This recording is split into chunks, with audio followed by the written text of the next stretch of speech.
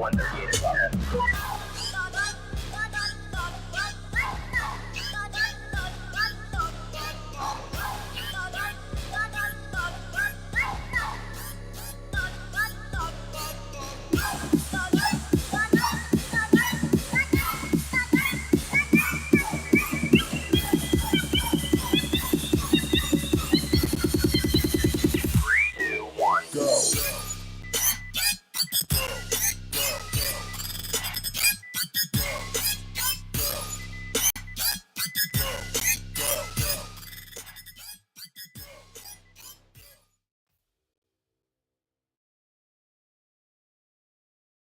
Let's turn the microphone on. Hello, everybody, and welcome to the show. Let me play the top of the hour info for you.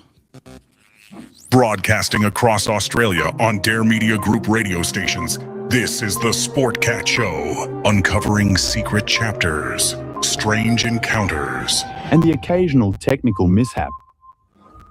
Yes, but no technical mishap this week. We are up and running and doing well. Cold here in Atlanta. Let me bring my beautiful and lovely sidekick out here, Ms. Harley. Welcome. Good morning to everyone in Australia. You can come over and find us, Dare Talk Media, or to the Sportcat Show, and join the chat. We've got a really good chat going tonight. Tonight's first guest, I was kind of nervous, so I'm glad he checked in early. David Sloan. He's a legend in Key West, and he's written several books, and you might recognize somebody seated behind him. So let me bring him out. David, welcome. Let me move this here. Hey. How are you? It's great to be here. Well, thank you. Thank you very much. We are honored to have you here, to be honest with you. When I messaged you, I was told Harley, I was like, he's never going to answer me back. Of course. I'm a big fan. Oh, well, thank you. I do appreciate it. We're just a little guy trying to grow. So, David, you have published how many books? I think I'm close to 30, about 25 or 30. There's really about 12 or 13 though that are the mainstays, the very popular ones that they're somewhat evergreen and continue to sell year after year, that people really enjoy here in Key West. Yeah. I bought my mom the Key West Key Lime cookbook. I bought that for mom, so for great. Yeah, so she's always trying to make a perfect one. And you're not native to Key West. You're from Texas, correct? And you? Yeah, I was actually born in Pennsylvania. I was raised in Texas, and I've been in Key West. This year marks 30 years in Key West. So I feel very fortunate that I was. I don't feel like it was my choice to be here. I feel like I was really led, and so I feel very fortunate. Yeah, well, that is paradise. If anybody's, if nobody has ever been there, wait a minute, if anybody's, whatever, if you've never been to Key West, go. You got to do it once in your life at least. It's a beautiful place.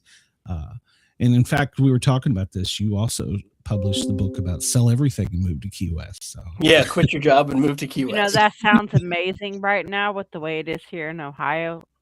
Sell it all and move. Yeah, it's too cold. And it's really cool because with that one, I keep running into people who say, hey, I bought your book and I did it.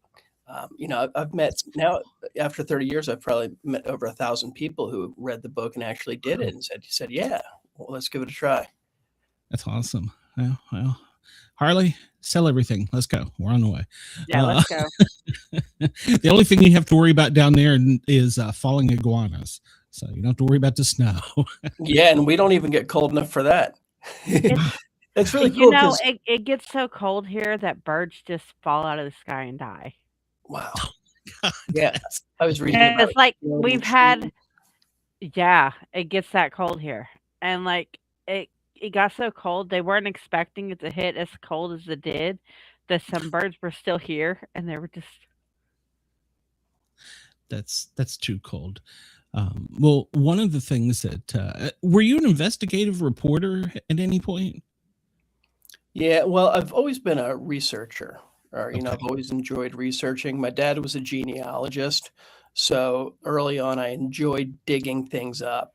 And then, I've worked for different newspapers, but what really got me into the research was when I started the ghost tours in Key West, digging up the haunted history, because a lot of the ghosts, they were almost like cold cases where you're thinking, okay, well, why is that ghost still here?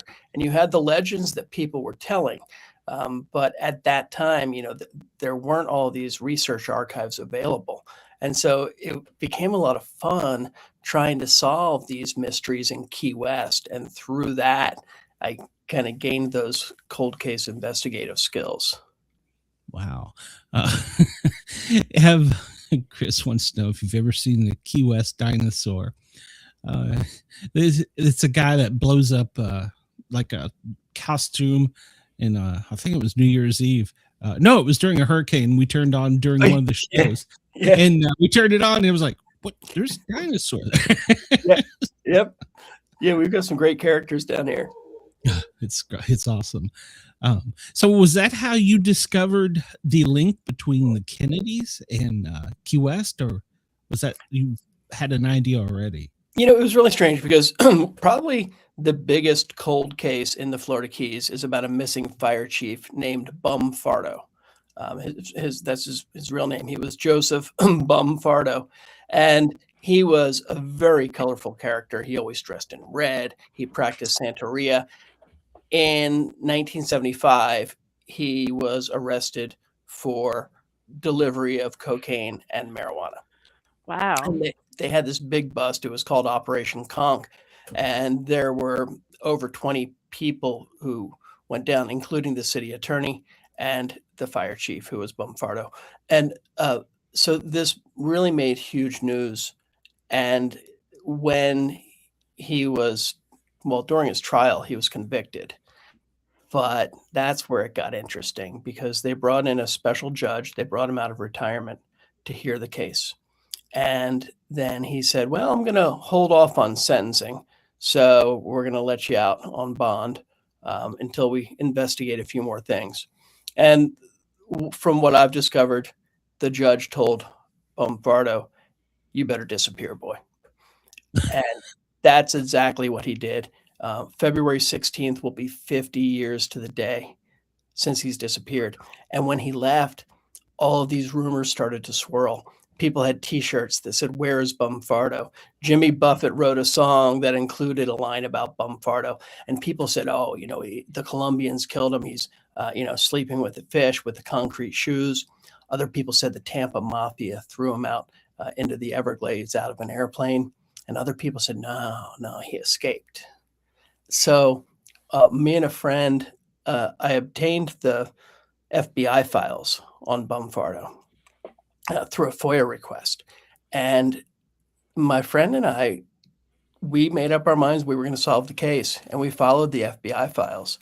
And we solved that case, but when we were doing it, I came across these incredible things, because a lot of these characters who were involved with the missing fire chief were also in the Kennedy assassination files.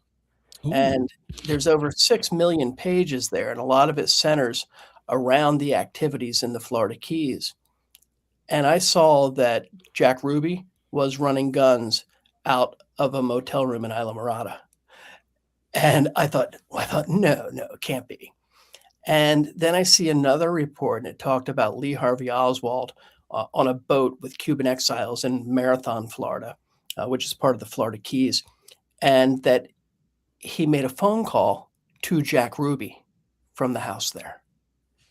And I thought, no, it can't be.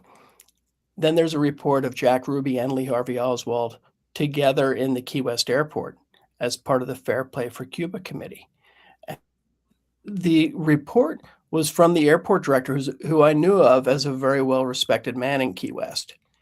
And that's when I started thinking, this is too many reports for it to be a coincidence. And he had passed away, but the investigation talked about him having a photograph of Lee Harvey Oswald and Jack Ruby. So I tracked down his wife, and I said, do you know anything about this? And she said, oh, yeah, it's all true. I still have the photo somewhere.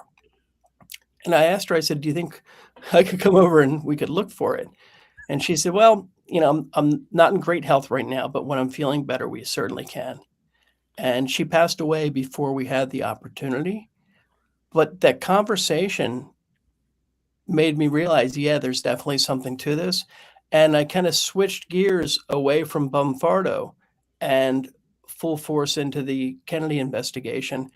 And the stuff that I found, I mean, it really blew my mind because I know a lot about Key West history. I feel like I know most of the stories people are telling. And this is stuff that I had never heard. It's almost like you discovered the top secret files. Yeah, I mean, I still look at it and think how unbelievable it is. And it was a very interesting time when you look at the Cold War. Key West has a very unique location, because we're closer to Cuba than we are to Miami.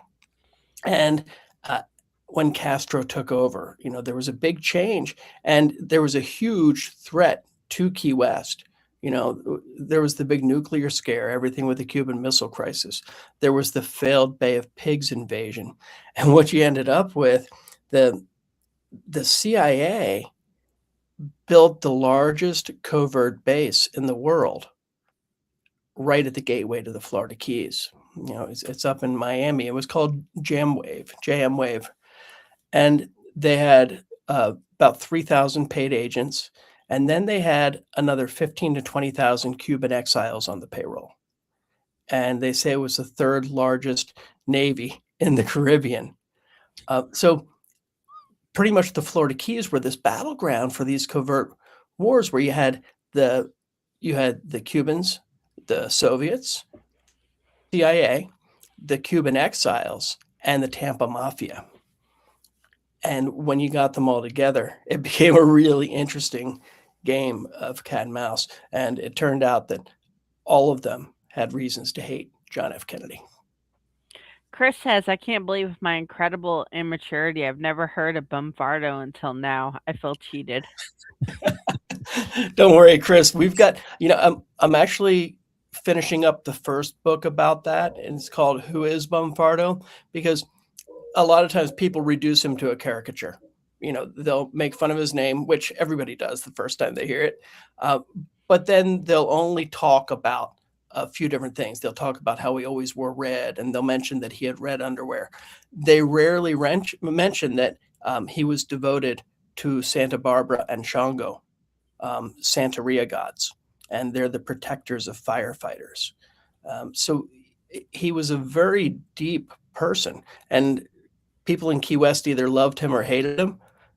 And I've talked to hundreds of people who knew him, and it's pretty interesting because the ones who liked him, they'll say, oh, he had both sides, but he said, but he was a good man. And then the people who hate him will say, no, he was horrible. Everybody hated him. But the fact is, he's a very complex man, and the things that he went through growing up are enough to make anybody a different person. So Sure. I'm really digging into that. And the first book's going to cover everything up through the trial, up until he left. And then the beginning of next year, I'll reveal what happened to him. Okay. You're going to have to come back. You've got time, Chris. You're going to have to come back for that one. Yeah. Because he started as a volunteer firefighter and worked his way up to fire chief. And I think I told you the message. I'm a firefighter, paramedic, retired. And so, I was going to have a huge interest in that. So, I will definitely, we want you back. Yeah, absolutely. We could have you back over a myriad of things. I was thinking about this morning. If you wanted to say the most interesting man you've ever met, it would have to be you, in my opinion, with all the stories and things that you've done. It's incredible.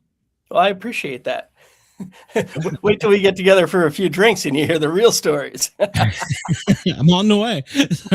But I mean it, because you've got the haunted tours, the haunted fire station, our friend behind you, almost afraid to say his name, and these stories, in addition to cooking. And by the way, are you a chef or?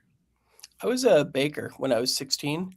I was a counter boy in a restaurant that made their own hamburger buns and things like that. And then the baker was narcoleptic, and he fell asleep when he was carrying a tray of buns over to the oven. And when he went down, he broke both of his wrists. And the manager said, "Hey, David, you want to be a baker?" I said, "I don't know how to bake." and I think I was making like $3.35 an hour at the time. And he said it pays $8 an hour. I'm like, I'll have the buns ready by lunchtime. And so as a kid, I learned to bake, and we had the pastry case that we had to fill up. And it was all open cooking, like everybody having lunch could watch you baking. And the ovens, there just wasn't enough oven space. They didn't heat evenly. So I'm flipping things around. And this lady could see the issues that I was having. And she told me that I should make key lime pies because they didn't require baking.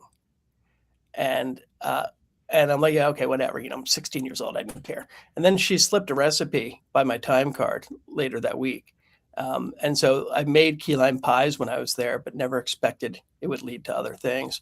But I ended up going to college in Miami for hospitality management. So I worked under some great chefs, and I know my way around kitchens, but it was never a full-time profession. Wow. And did you have the original key lime pie, or is that it's interesting. When I came to Key West, I was looking for ghosts, and I went to the Curry Mansion, which, great old mansion. And I thought, oh, there's got to be ghosts here. And what I found in the kitchen, they had some cards printed out, and they said, this is the birthplace of key lime pie. And they said it was invented by a lady named Aunt Sally. And when I saw that, I was like, no way, I made key lime pie before. And I asked them, I said, who's Aunt Sally? And they said, well, nobody knows. And I said, I'm going to find out.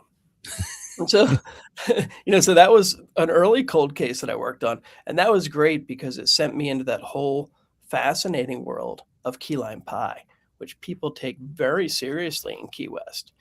And I was able to identify who I believe is the original Aunt Sally. The theory that I have is better than anything else out there. And there's a number of points that line up to say, yeah, that's probably her. That's awesome. That bakery, was that the same one that I've read somewhere that some of the connection was through a bakery in Key West? Is that the same one that you have mentioned in the JFK books? No. So that one, that was the Perez Bakery here in Key West. When I worked as a baker, that's interesting. I never even made that connection that we were both bakers. But I was in Texas, oddly enough, about 15 miles away from where Kennedy was assassinated. I was over in Addison, Texas, as a baker. Okay. All right. Well, you certainly could take claim to it. I don't know that anybody would argue with you that you have the original key lime pie. Yeah. So in the best. So, well, I think everybody advertises the best there. So everybody does. And the great thing about key lime pie, they're all different. And I think as long as people actually make it there, because some people will buy one from the big food producers and it'll taste okay. But I think when you're in Key West, you really want to get a real key lime pie. And there's so many people that do it with their own little twist. And they're all fantastic. I can't eat it. Why not? I'm allergic to citrus. Oh, you definitely shouldn't eat it then. Yeah.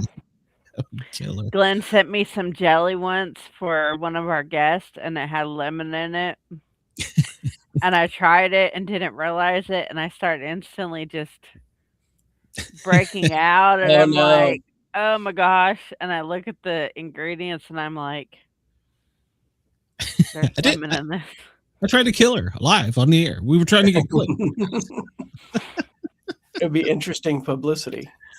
Yeah, no kidding. We'd have a lot of views that night. Yeah. So I know you have a lot of people in Australia listening.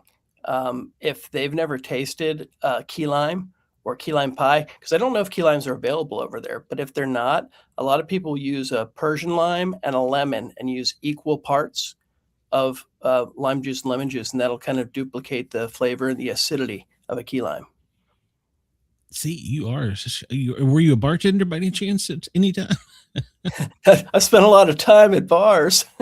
Yeah. Well, you had that concoction right there. There you go, to our Australian listeners.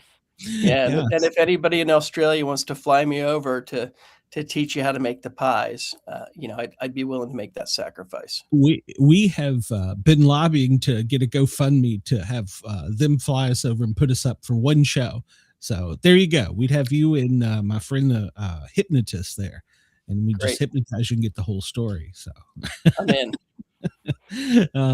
So you published some of the first photos, some obscure ones, didn't you? With the JFK book. Yeah. And it's interesting. So people not familiar with it. Everybody knows Lee Harvey Oswald. He's supposed to be the shooter. When you go through the files, there's another person who's suspected of playing a role in the assassination, and his name is Gilberto Policarpo Lopez. And he came over from Cuba in 1960. He came to Key West, where he worked as a baker. His was from Key West. He married a Key West woman, and then he moved to Tampa just before President Kennedy was there. And then right after Kennedy left, the night that Kennedy was assassinated, Gilberto Lopez crossed the border from Texas into Mexico. And then he boarded a flight a few days later to Cuba, where he was the only passenger. And word came from Mexico. They said, this guy is a suspect in the Kennedy assassination. Now, the thing that happened, the CIA had some files on him. The FBI had some files on them. They did not share this with the Warren Commission. And later, when there were later investigations, they said, what the hell's wrong with you guys? That's a huge oversight. So this guy of key interest, but he disappeared. He wasn't heard from since 1964. And one of the things they say about him is he has so many parallels to Lee Harvey Oswald. They were both involved with the Fair Play for Cuba Committee. They both traveled to these communist countries. The route that Lopez took out of Texas is the same one that Lee Harvey Oswald had taken just about a month before. So we think it was the same planned route. But the problem was nobody could ever place him in Dallas. Nobody could ever place him with guns in his hand. And since he was the Key West connection, I noticed some names in the reports, and I said, oh, his wife's family had some connections with the Tampa Mafia.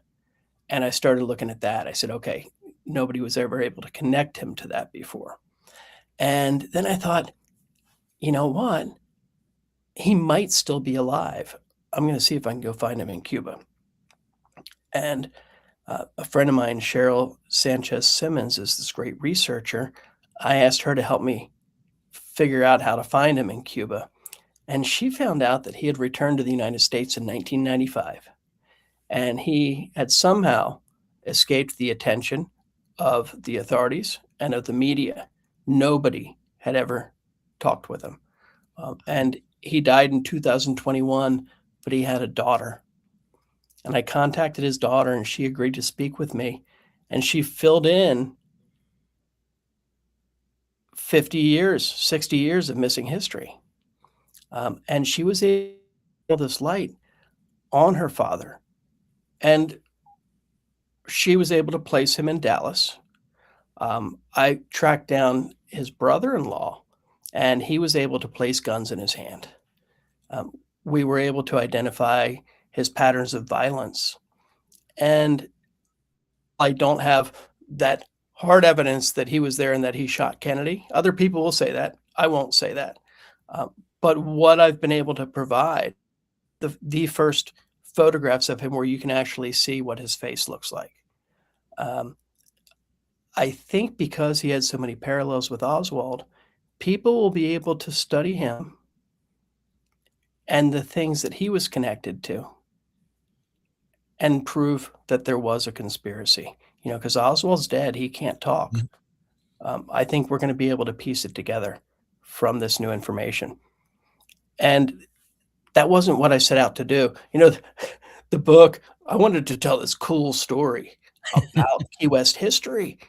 And I wanted people to read it on the beach or by the pool and say, whoa, that's such a cool story about Key West. And then about a month before I was due to have the book out, I uncovered all this new information. And it's like, whoa. And that's the stuff that the people who study the JFK assassination should appreciate. I don't know if they, but we've got another show listening tonight that's doing a deep dive on it, so they'll probably be in touch with you. Great. Just as, to be fair, I think you could put a big red X on top of Kennedy's real assassin, and the Warren Commission still wouldn't figure it out. Yeah. Well, have you had any investigations from Men in Black or strange people showing up, or? It's pretty cool. With everything with Gilberto Lopez, when I was talking with his daughter, she said that they were living in Cuba. He was abusive.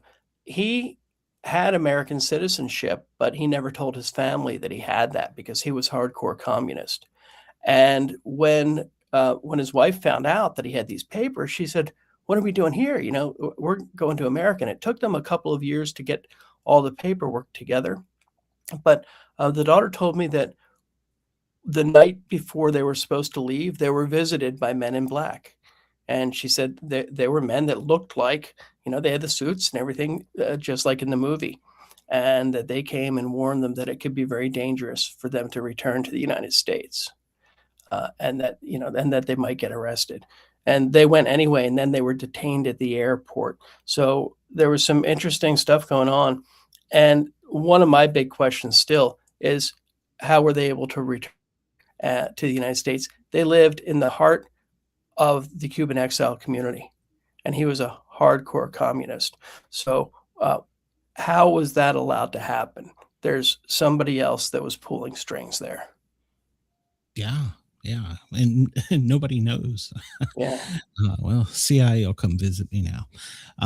And so you've got, maybe we'll get the same agent. Yeah, cool. I'll give him your number. Stop our show in the middle of the show. Yeah. Oh, I've had that happen when we talk about aliens. So let's shift a little bit, because we've only got you for an hour tonight. And when we were going live, you said that wasn't the real one behind you, that was a stunt double, and you had a story about that. So here to share that, or was that something you didn't want to share? No, I'm happy to talk about that. So Robert the Doll, I've been working with Robert for about 30 years. And before he was even on display, I'd seen him come alive, and I made it a mission to find out what was making the doll tick. And it's been this fascinating journey. But we have an event in Key West called Fantasy Fest, and it's almost like a Mardi Gras. It's a huge parade, and they invited Robert the Doll and I to be grand marshals. And so the plan was we'd ride down Duval Street in a casket, elevated up on a forklift, and it was a really good time. But Robert the Doll, as an artifact, he's very fragile, and I don't own Robert the Doll. I've uncovered all the information on him, and I've brought his story to the world, but he's an artifact that's owned by the Art and Historical Society. And so no chance that he's going to go out and be in a parade, right? So what we did is I built this replica. So you're not going to do like they did with the Annabelle doll and just take it on tour? No. Robert's that very was happy. The stupidest thing ever. Anything could happen, but so what we did, I built this replica of Robert, and I used the same techniques that they used in the Stife factory where he was first made. And I really tried to get inside. And then I took this doll up to the museum, and there's a little girl spirit inside of Robert. There's multiple entities, but this one, she's the daughter of the nanny, Emmeline Abbott. And we don't know her name, but I call her Abby as a name because of her last name, Abbott. And I held this doll up and I said, "Abby, we're going to be having a parade. And if you don't know what a parade is, I think you're really going to enjoy it. It's a lot of fun. There's a lot of people around. There's big, pretty floats going around and lots of costumes. And if you'd like to join me, all you have to do is come into this doll. It looks just like you, and I'll take care of you, and we'll have a good time on the parade. And then afterwards, you can come back to the museum if you'd like." And when I said that, the doll got heavier. I mean, it got like a pound heavier, noticeably heavier. And we were filming it just for media. We wanted to be like, hey, Robert's spirit's going to be here. And nobody would believe me if I said, hey, the doll just got heavier. So I looked, and there was a guy watching who didn't know anything about Robert. He just happened to be at the museum. And I said, would you like to hold her? And he said, I don't know what this is, but sure. And he held her, and he was overcome with this emotion. And he started crying. And he let go of all this stuff that he had been holding up for most of his life. And he said, I don't understand how this is happening, but it's incredible. And I believe that is the power of that entity in Robert the doll. And there's a lot of other things that have happened with her since. So I've been able to experiment. And because I always wonder, like, what was it like for Gene Otto as an adult having this doll that's infused with this energy? And I can't say that I'm 100% experiencing what he did, but I like to try to step into people's minds and try to understand what it would have been like. So now I keep Abby with me, and she's great. She's great. And I'll take her to the museum too. I'll say, hey, if you want to hop back into that case, feel free. The way that I see it at the museum, same thing every day, right? People walk up, they say the same thing. They talk like the doll's not there, or they talk to Robert, but take a few pictures maybe and then leave. And I think a child really needs that stimulation. So that's what I try to provide, at least they're around something different happening. I mean, Absolutely. I always heard that with the Robert doll that you had to ask his permission to take pictures. That's what they say. And that's a man-made legend. It's a great story, and people will never stop saying that. I always think it's dangerous to ask permission from an entity because you're giving them more power than you. I always say keep them on an equal level. And the main thing I preach with Robert is respect. People had camera problems back when batteries were, before we had cell phones, when batteries were a good source of energy for spirits. And because so many problems happened, somebody says, oh, look, another dead. And it's like, oh, you better ask his permission then. So it kind of evolved from what humans were thinking. Wow. Well, in one of the private chats for the show, I was like, I'm not going to talk about him. So another show host is in the chat, and he's like, I absolve. I want nothing to do with this. He's typing in all caps. Yeah. I'm fascinated by stuff like that, though. Like when they took Annabelle out on tour, I was completely baffled to why you would do something like that. And I'm fascinated by the Robert doll and everything that's associated with it. And Glenn knows that. Yeah. And Robert That's why he said, don't make the show about the doll. Robert's very misunderstood. It's not like Robert's looking to curse people. You have to be extremely disrespectful for him to do something. And, you see people online when, if they see a picture of Robert, they're like, I'm sorry, Robert. And I don't believe that Robert can curse people through a screen. It's the people I've seen with the most problems. They're the ones who come in and stick out their tongue at Robert or flip him off or challenge him directly. And if you do that, I've seen people have some really hard times. And what I believe happens, you've got that little girl spirit. And when someone comes in and is respectful, they're not disrespecting the doll, they're disrespecting the little girl. And there's all of these other entities, people, the portal within the doll, which makes sense to me. And so what they'll do is when someone's disrespectful, one of the entities will come out of that portal and they'll latch onto the person and they'll follow them home, their life hell, until they apologize. And that's why there can be multiple people experiencing the curse of Robert at the same time. Gotcha. How old is the doll? The doll dates back to 1904. Wow. Created by the Steiff Company in Germany. Okay. And so it was probably, I know somewhere I read that it was, he was kept in an attic for a long period of time and put away. And when the family found him, they didn't want anything to do with him. Yeah, he was locked away because when Gene turned 18, he went off to he went off to Chicago and then to France for a while. And then he got married and they moved to New York. So he was away for some time. He came back in the 1940s when his mom got sick. And that's when he got Robert back out. But Robert did have a couple of decades in a little cedar chest in the attic at the back of the house. But when Gene returned, that's when he made a little playroom in the attic. When I first visited the Otto home in 1996, the attic was still set up for Robert. Robert wasn't there anymore, but it still had the little chairs and the little tables and everything set up. So how many spirits are actually supposed to be in Robert, or do they not know exactly? It's an unlimited number.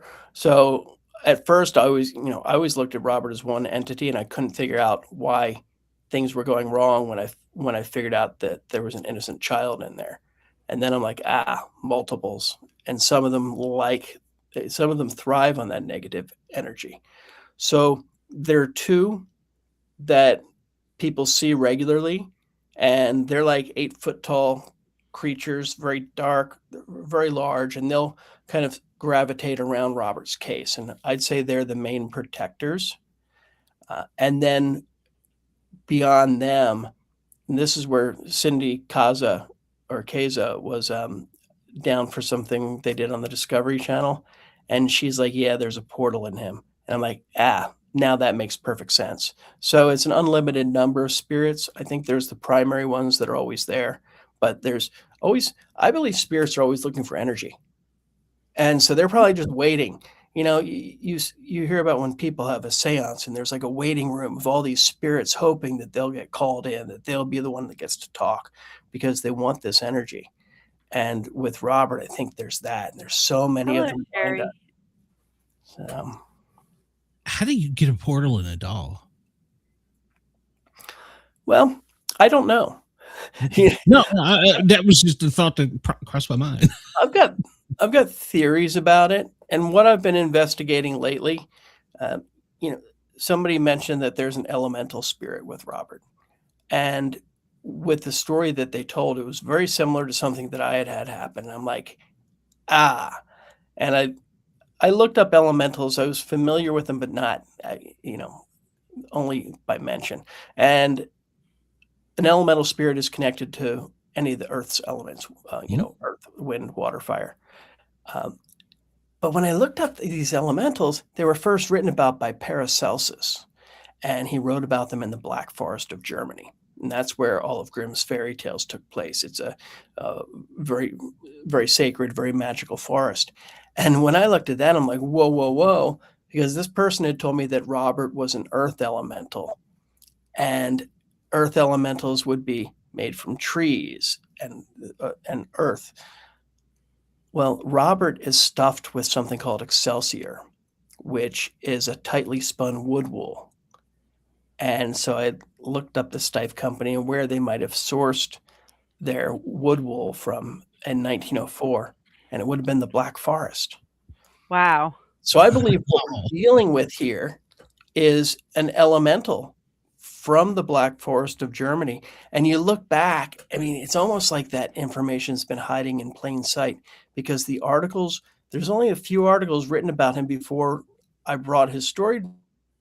But they exist. And he was always referred to as the enchanted doll. Okay.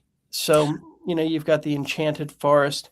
And I think there's a lot to that, and we as a society have made him this evil doll. But I'd say he contains darkness and light, but that's not to say one is good and one is bad. One can't exist without the other. And I think when people visit Robert, it almost is like if you allow him to, he will take you into the forest and he'll take you on a journey. And you might not enjoy it, but when you come out the other side, you're going to be a changed person. Wow. And I think there's a lot of that going on. Did you ever have an experience like that? I've had a few. It's really interesting. And we could do an entire show about this because what I discovered, Robert's been part of my journey since kindergarten. And there was a symbol that my teacher saw when she started telling us about ghost stories. And I didn't know that until just last year. I called her and I said, listen, there's a lot of Pennsylvania German connections with my relationship with Robert, and you're the first one. Why did you start telling us about ghosts? And she shared what she had seen. But one of the wild things, I'd been in Key West for almost 20 years when they asked me to start doing tours of the fort with Robert. And it's an old Civil War fort. So I started digging in to the Civil War history. And my dad said, oh, you know that the Fidel Sloan, your great-great-great-grandfather, was in the Civil War. So I looked him up, and he was in the Pennsylvania 47th Volunteers. And I thought, oh, that sounds familiar.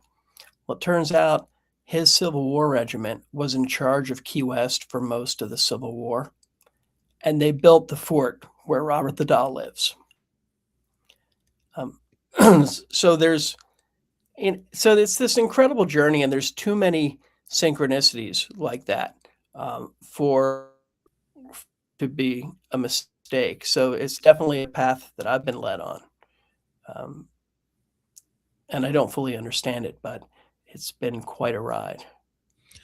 Well, it sounds as though, I think you mentioned this earlier, Key West was almost your destiny. Yeah. Yeah. And I feel like it was, the different people who led me here. And it's so funny because everybody who did lead me here, everybody who made it possible for me to figure out Robert the Doll's story, every single one of them, Pennsylvania German connections. And Gene Otto's grandfather came over from Germany. He emigrated to Pennsylvania. And then from Pennsylvania, he went to Florida. He joined the military and went to Florida. So, wow. Even back then, they didn't like the cold. No. Also wanted to talk about with Bum, but also about the fire department stuff. It's haunted as well, is it not? Yeah. Key West has, we call it America's most haunted firehouse. And the reason we started calling it that, we had people who would come in to investigate, and they'd say, oh my God, this is the most haunted place. And we say, do you think it's the most haunted firehouse in America? They said, I think it's the most haunted place I've ever been in. And I spent a lot of time with Robert at Fort East Martello. When I go into the firehouse, it's a different energy, but we have so much more activity there. You can feel people watching you. And I mean, there are dozens of spirits in this place, and it's a different type of energy than you get at Fort East Martello. Because, as you know, being a firefighter, firefighters are protectors. Mm-hmm. Now, they also have these great dark sixth sense of humor. Yes. And I think that adds to the activity. And I think that might be why we have so much happen. But the place, it's this great old station built in 1907. There was a mysterious fire in the engine room before anybody moved in. And that started the legend that, the land is cursed. And we think, the whole island was native bones, so it could have been built on a burial ground. It's over this huge freshwater aquifer, which is rare in Key West. So it could be charged because of that. That might have made it sacred. But 1909, this hurricane came through, ripped the roof off, tore down one of the walls. During that storm, there were three babies born in Key West. All boys. Each of them went on to be chief or assistant chief and lead that fire department. So we think that the curse was broken. They were like the protectors who came in, because then it was this incredible station, the pride of the island, from 1909 all the way up to 1998 when Hurricane George came in. And it was falling apart by then, and the news station was ready. And they said, pick everything up and move. And Captain Alex Vega came in and he saved the building. And I think the spirits definitely appreciate it. And we've got, it's not just firefighters. We've got a little boy who was burned in a local fire. We think he didn't understand death, and he liked firefighters and he liked fire trucks. So he probably followed them back to the station and stayed there. We've got Tennessee Williams gardener Frank Fontes, who was murdered. A lot of the artifacts were once in his. There's a ghost of a horse, and there's just some really interesting stuff. And we split this up where people can get about a 45-minute audio tour. And the way I narrate the audio tours so that people can be alone. They don't have to be with a group. They get the headphones, and I tell them, keep it off of one ear. It's almost like they're walking through a horror movie, hearing these stories with just a flashlight throughout the entire fire station. And we've got 2 floors. And then when they finish, I say, okay, where did you get hits on your equipment? What did you like here? And we'll give them spirit boxes and dowsing pendulums and Ouija boards and all the different equipment. We'll show them how to use it, and they get to conduct their own investigation and try to find out what happened to the spirits. That'd be amazing. It's I would so love to do that. I think it's going to be the next thing in ghost tours, because, there's the talking tours and then some equipment built in. I think you're going to see a lot of places start to do this because it's really the best of both worlds, and it's unlike anybody's doing. Any of my friends watching? That's what I want for my birthday right there. Yeah. That ghost tour. You know the history of so many things too. So like I was doing a little homework on it, and I didn't realize Key West had 2 huge fires. One of them, which they started blasting buildings to get a fire line. Yeah. This is fascinating. I never realized. And I don't know, do they still, or do you know, they were one of the original fire hydrants that was all salt water. Yeah. And I don't know if they use salt water. I'm going to have to check on that. Captain Alex knows all of that stuff.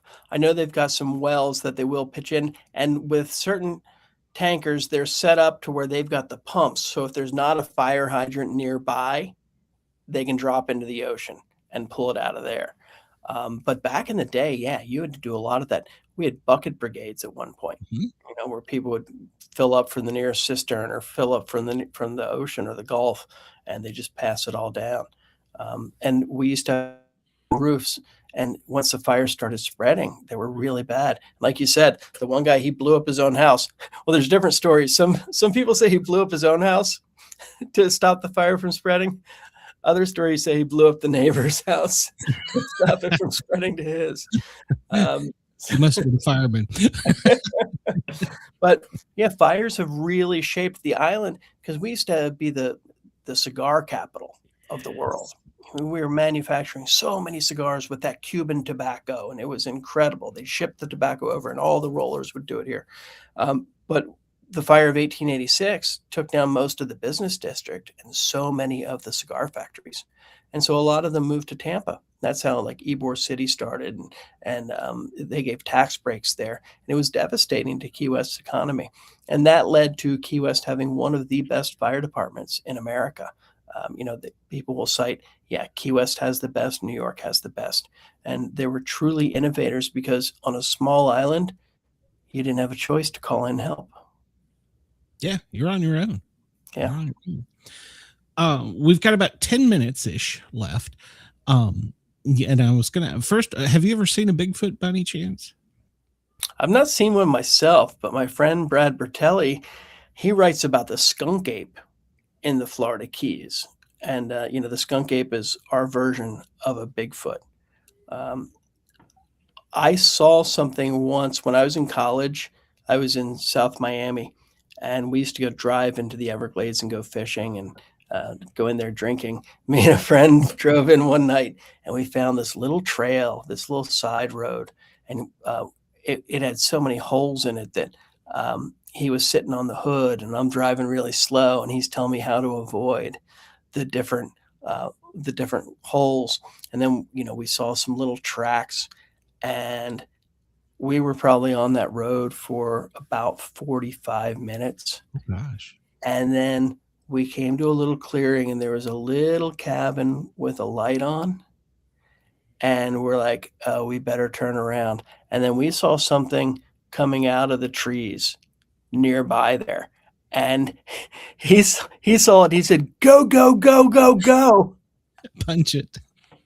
And I drove back down that road. He was flying up and down. The car was bottoming out. I did a lot of damage to that car. And then I asked him, I said, what'd you see? He goes, I don't know, but it was not a human. So that's the Wow. closest I've come to seeing something. And he was terrified. Yeah. Yeah. Well, there's no cryptids on Key West, is there? Not in Key West. The sighting that happened in the 1970s, there was a sighting in Key Largo. So, you know, and the Everglades cut right over close to Key Largo. So it's probably the same skunk ape that they're getting in the Everglades. But I've talked to people who've seen them down through the Florida Keys, probably up to the 7 Mile Bridge.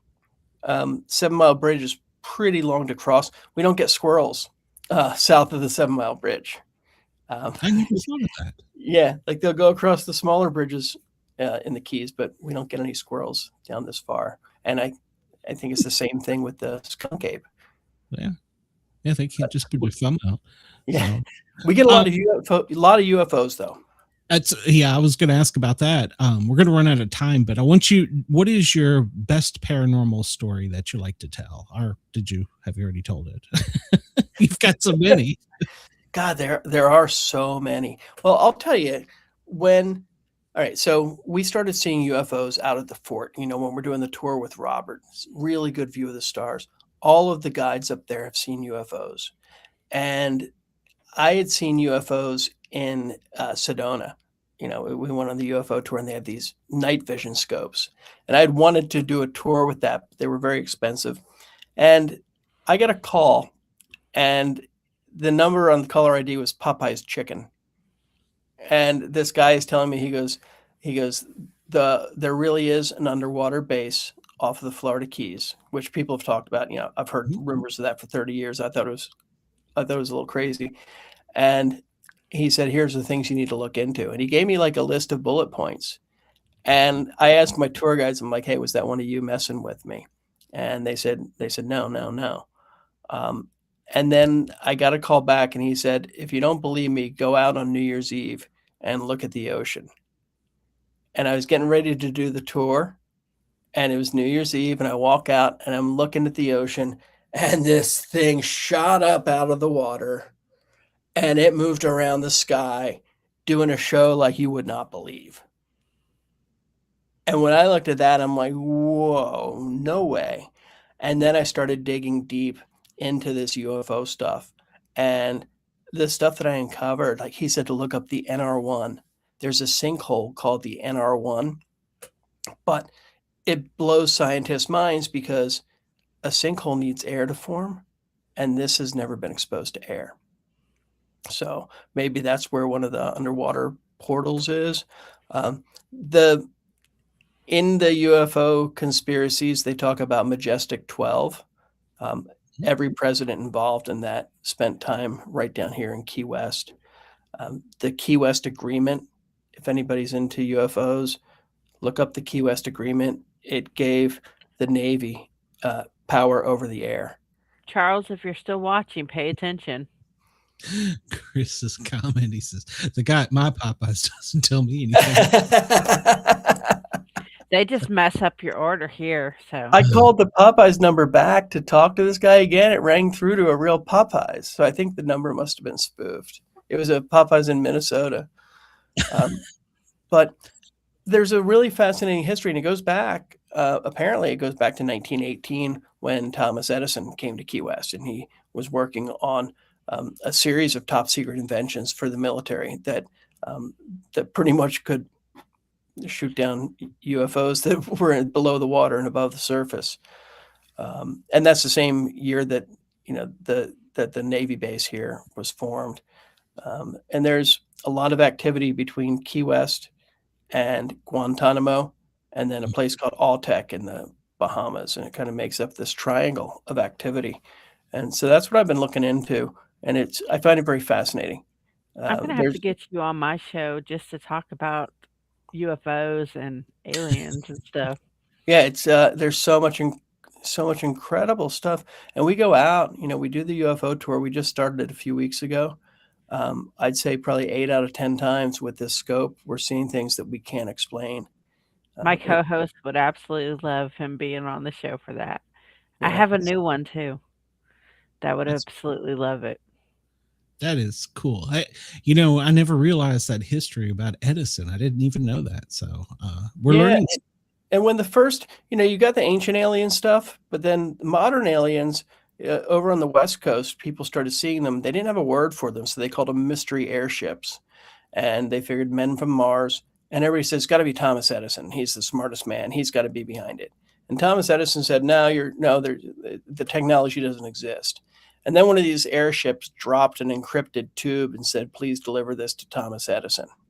And everybody's like, yeah, we knew it was him. And that's when they started the big scare about little green men. And they said, oh, you're crazy. And they locked people up in insane asylums who were talking about seeing the UFOs. And, that's when they really started that campaign.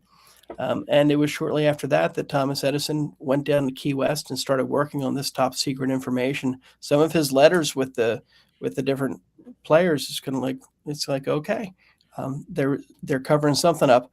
And then when it started happening with Roswell, I think that could have been a distraction to stop people from looking at everything happening over here in the Atlantic Ocean.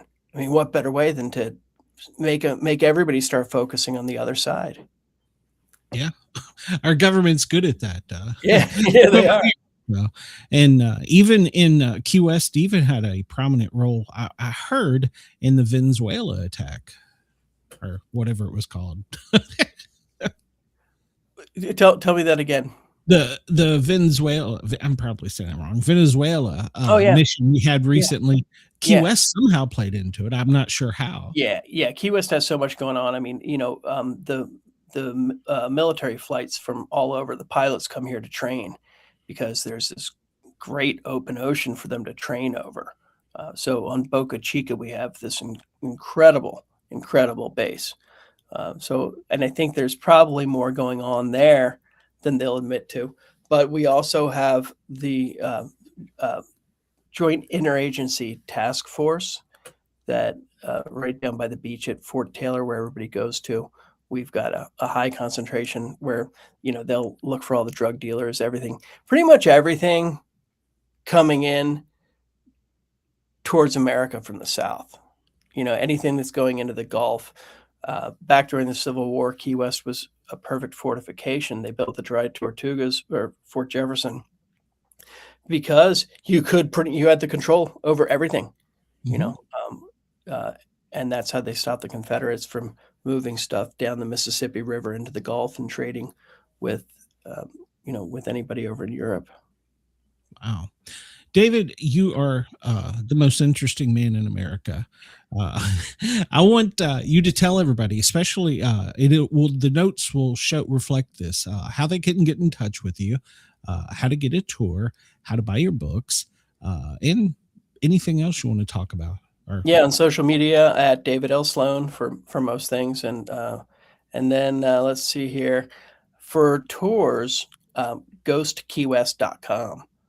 But if you come to Key West and you want all this haunted stuff, I have a great free haunted directory, which is hauntedkeywest.com. And then for books in Australia, I think you can get them right off of Amazon if you have Amazon. I think there's Australian Amazon.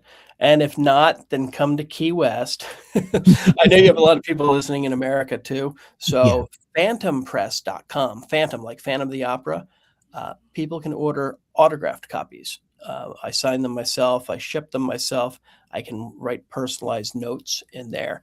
And that's the best way if you want to support me directly. Just go to phantompress.com and I'd be happy to sign a book for you. Well, and all this will be in the notes of the show, so you guys could get your own copies. Yeah, probably tomorrow. I definitely will be ordering one. So, David, will you come back and visit with us again? I would love to. I might even have to get him on the asylum. Okay, I'll come over and help co-host. So yes, I'll bum in. So, David, have a great night and enjoy the 60 or 40 degree weather down in Key West while we're suffering up here with the teens. You know what? I don't want to hear anything. We're negative here. Woo. Not yet here. By the weekend. So, have a good night, David. Thank you so much for coming on. All right, y'all stay warm. Thank you so much for having me on. This has been a really great night. It has been, and I appreciate it. Thanks. All right. Cheers. All right. Bye-bye. And Wendell, stop talking about chicken. You're making me hungry. That was incredible. As you know, we have two guests, as always. Let me push a button here. Maybe push a button. There we go. Broadcasting across Australia on Dare Media Group radio stations, this is the Sportcat Show, uncovering secret chapters, strange encounters, and the occasional technical mishap.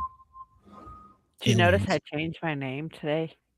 Yes, I did. I figured that was because of me. So, everybody, welcome back to Hour 2 of the Sportcat Show, formerly known as the Paranormal guys. And man, we got a lot of paranormal encrypted in that first hour with David Sloan. But our second guest tonight, we always have two, Seth Voorhees. I believe he's been here with us before. I think he has. Yeah, he's got a novel out about immune. I remember his name because of Jason Voorhees. So yeah, he's been here before. Yeah, I was here recently. Yeah. No, it was quite fun. So I was like, all right, I'll come back and do it again. I'd love to. I'd love to be on here as much as possible. And I was enjoying your last guest. No, it wasn't torture. That he was amazing. Yeah, I was enjoying that. I was just sitting there listening.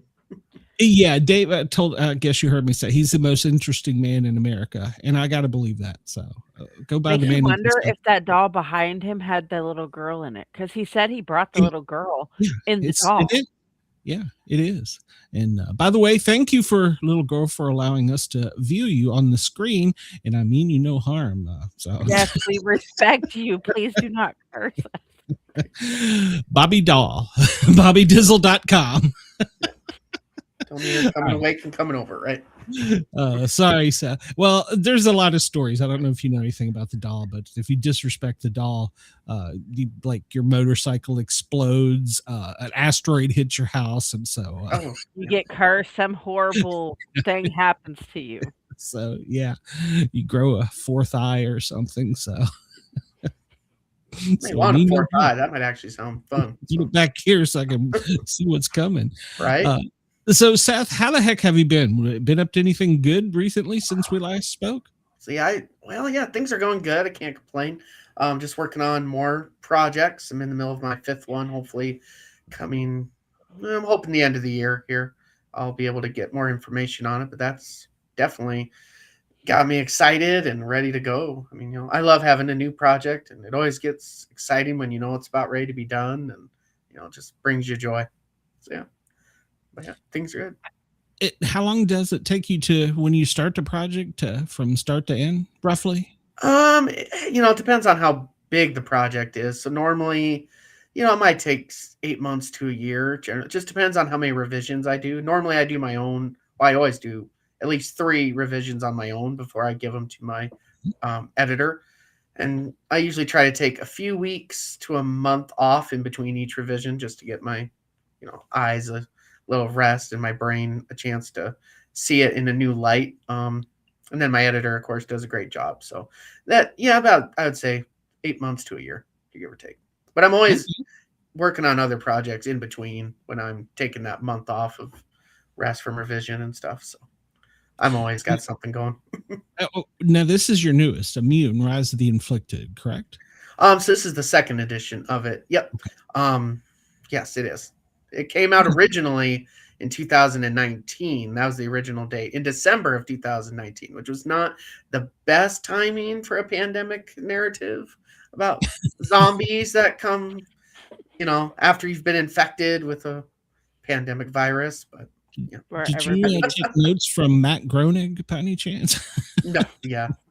No, but actually what a freaky experience one time was, so in February of 20, so after I just, been released for about 2 months, I was at the gym and, they have the banks of TVs you can watch when you're there. And there was I think it was CNN, and they were reporting how they're looking into if COVID, if people with a certain blood type were more susceptible to it or not. And in my book, those who get infected are all blood types but A positive. A positive are the immune people. So I was sitting there going, well, that's kind of creepy. I hope the rest of the book doesn't come true, because the rest of the book, I don't want that part. I don't want those.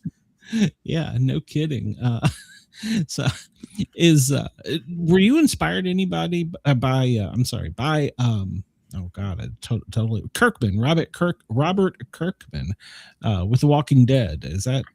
Yeah, that was a little bit of inspiration. Yeah, because when I started writing it, that's when Walking Dead and Fear of the Walking Dead was just at their glory and height. So watching a few episodes, yes, I was thinking, well, I'd like to write a zombie narrative, but have it not be like all the other zombie narratives that were out at the time, because there were so many. Everything was just There still zombie. is so many, though. There is, and yeah. they just remake them over and over and over. And yeah. Now the good thing about Immune, though, is the zombie part's only about maybe 10% of the book. The rest is all of the societal conflicts before, and then when the pandemic strikes, and then after, when they come out of the phase and try to take over the world and recreate it in their own image. So you don't have to get too far with the zombies. It's actually funny because I was on a podcast not too long ago, and we got into a conversation about what's the fascination with it, though? Because really, when you think about it, why would you want to have an event occur where you could possibly die being eaten and torn and ripped alive? Like, that sounds like very horrible. you know, I do like Michonne did on Walking Dead, and I'd make them my pets. There you go. I often kind of wonder if sometimes people love it, not so much for the zombies, but just the desire to have an existence where you don't have to pay bills. You don't have to have adult responsibilities. You don't have to worry about telemarketers. I mean, there'll still be struggles, but you get a break from, the stresses of the world today. And I wonder if some people just want that freedom. They don't want the zombies. They just want that freedom. And they're like, well, how are we going to get it? Well, probably by zombies. So let's just come up with that. Everyone go and live in the Amish country. Right. There we go. There you go. That's how you fix it. Go There you live go. in the Just Amish go off the country. grid and They're not really completely off the grid, though, because I've seen a lot of TikTok videos here lately. Yeah. Of people in the Amish and Mennonites with cell phones doing TikTok videos, and I'm like, I thought Amish couldn't have cell phones, you think. but Mennonites can. Mm-hmm. Yeah. Mennonites are like Amish. I was gonna say, is that like we have Mennonites up here in South Dakota. Well, here in Ohio, we have a whole town, a whole area of just Amish. Okay. And it's Amish community. Mm-hmm. And we have Mennonites there too. They're the ones that drives the car, that has a cell phone, that gets to live everything like us, except they don't have electricity. Yeah. And they have to live like Amish, except they get some convenience of what we have. Yeah. It actually might be Hutter rights. I couldn't give up a Mountain Dew. It couldn't happen. So right. I need my Arnold Palmer and chocolate too much. I can't give up energy drinks. Yeah. Couldn't do it. One of the things in your book I like is the zombies, when they are, I'll use the word cured, but when they come back, they remember everything they did. Yes, they did. That's an unusual twist on it. Yep, they remember everything, and they just decide to basically take revenge against those who are part of the immune group. And they take over and rebuild the country in their own image. And like I said, and then they take over and they basically herd them all up and send them to Australia. Actually, Australia becomes the whole world gets separated into 11 or 12 districts, and Australia is sounds like some Hunger Games mixed in with Walking Dead. Yeah, it's more like House of Cards and Walking Dead is what I think. Yeah, not as good as well. That was great. That was a great show, but. I agree, Brenda. Wendell needs to quit rubbing it in that he didn't get no ice or snow. See, we're waiting on snow. We just have the cold. You know what? Here in Ohio, you guys can have all that snow because we've got it all here. Yeah, we're getting to this weird thing. I'm sure it's global warming where it snows in March and April. It is really cold now, like December through February, and then all of a sudden March and April, when you're tired of being trapped inside, that's when it decides to snow. It's really right now we have like -12. Ooh, yeah, we had that last week. It was like -50. We've got piles of snow almost 5 feet tall. Yeah, from taller than you. Yeah, Yeah, have you I'm seen TikTok 4'11", of? so they're Oh, taller than geez, me. of Russia and that huge snowstorm they had, and all the people in there digging out of their apartments. Oh my! I was like, no, I can't do that. Yeah, that was. My son lives in Vermont, and he sent me pictures of his woodshed collapsed. They had 2 foot. Mm-hmm. He's like, I never would have thought about that. And of course, Yeah. I had to explain it to him. But yeah, the weight. And we're gonna get another one. Now you're in Dakotas, right? You're in South Dakota. That's right. Okay, so we're getting another cold front coming down. So You guys could have all that. We're done with it here in Ohio. Completely done with it. I don't want it. I mean, no. Like my No, kids we have don't been need out it. of school almost a week because of the cold and the snow. Yeah. You've They had need to put go back to school. Yep. Just send them back. There We you barely go. got snow days when I was a kid. It had to snow like 5 feet, and the wind had to be blowing, and it had to be like a -20 wind chill before they go, oh, maybe we should cancel it. Here in Ohio, they close it for when it gets too hot. Oh, jeez, really? We will Like sometimes. I I moved guess from we should say that. Oklahoma where it would get like the heat index of Yeah. 100 and high. Yeah, And they our do. first year here, they closed it because it was too hot, and I'm like, that's not hot. What are Yeah. you? See, now they start school before. I don't know if where in Ohio, but it used to be they didn't start school till after Labor Day. Now it's always before Labor Day, and that first week or so, they always have school get canceled because it's so hot and there's no air conditioning. And it's like, well, if you know it's going to be canceled, why don't you just quit My starting kids it? start back Labor in Day. the middle of August. Yeah. I have no Anyway. idea here in Atlanta. So all my kids are grown. So There you go. well, with your book, and you've got a degree in sociology. Yes. How did you tie it all together about putting it back together? And oh yeah, by the way, Australia. We're live there, right? We're live in Oh, yeah. Australia. Okay, all right, good. You just kind of I remember that. forget to I had drop to- that in. I had to plug it in just to make sure they got excited. We're Okay, like, all right, okay. someone wrote about Australia. Let's look it up. I hopefully did a good job. I had to do research about vegetation and make sure I tried not to sound too ignorant. I've never been to Australia. I mean, I've heard. I knew a coworker that did some years of college there, so she told me a lot about it. See, Yeah. Sherry agrees with me. She's in Michigan. She's done with the cold. She's done with the snow, just like me. Yeah. Well, talking about Australia, I was talking to the station manager, and he's like, it's 100 and what was it, 112, 121 here today, and I'm like, what? Yeah. It's so hot there.